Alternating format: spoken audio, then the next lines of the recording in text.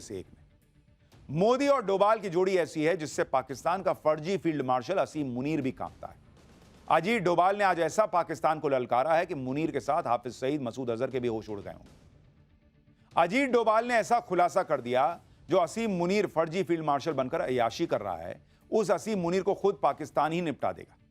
इसी बीच पाकिस्तान के लिए एक और बुरी खबर भी आ गई। असीम मुनीर तो खुद अय्याशी कर रहा है, लेकिन मुनीर की यह अय्याशी भिखमंगे पाकिस्तान को पूरी तरह से डुबोकर ही मानेगी।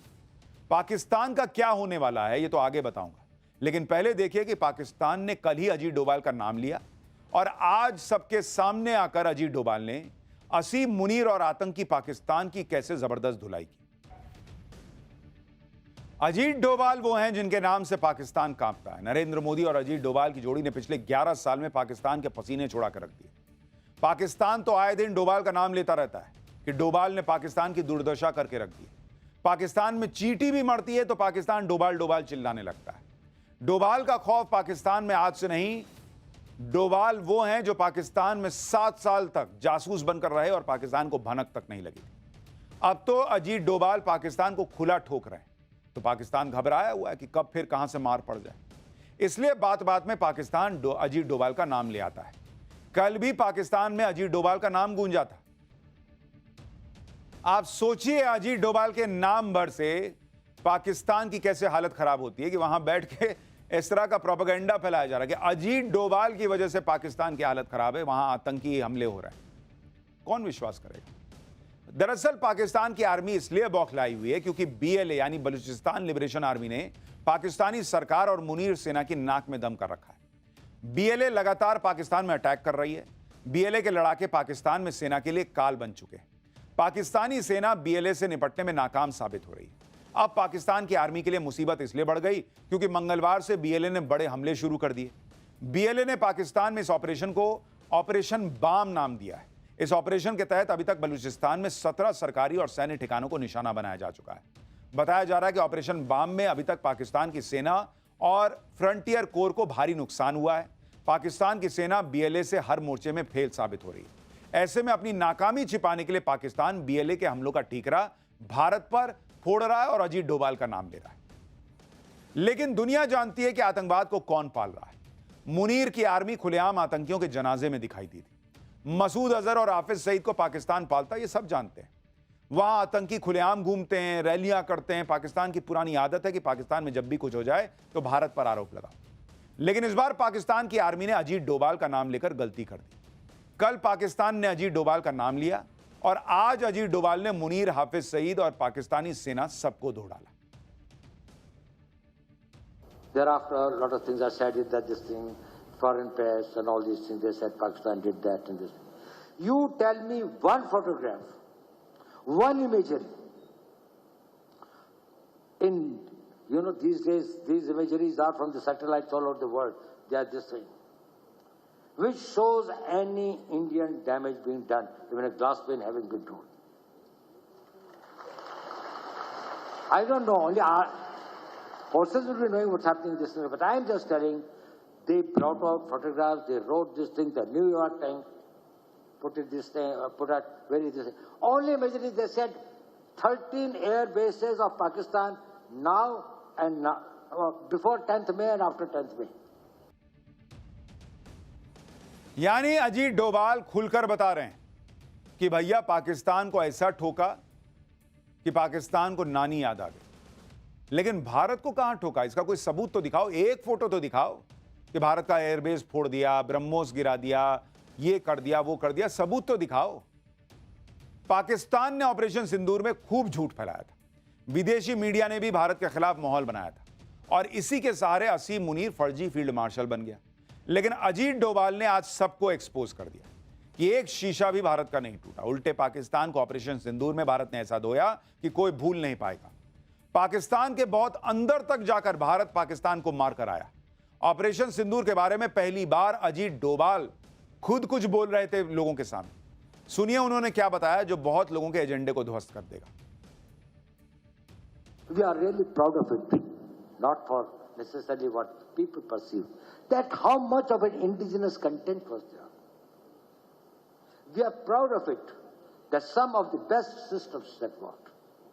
whether it was our BrahMos district, whether it was our integrated air control and command systems, whether it was our radars.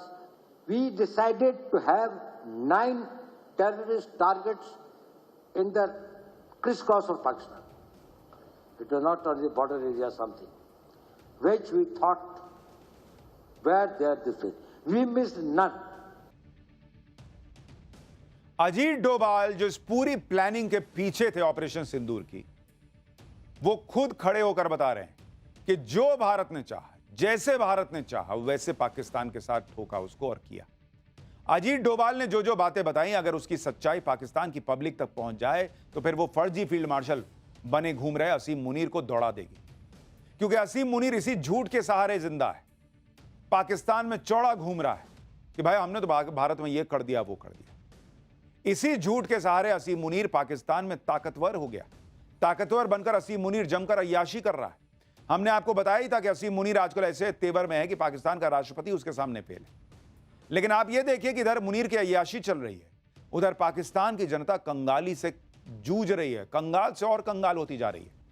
कंगाल पाकिस्तान में हाहाकार मच गया है।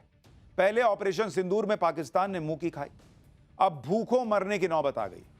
वर्ल्ड बैंक ने जो नई रिपोर्ट जारी की है उसके मुताबिक पाकिस्तान के लोग और ज्यादा गरीब हो गए।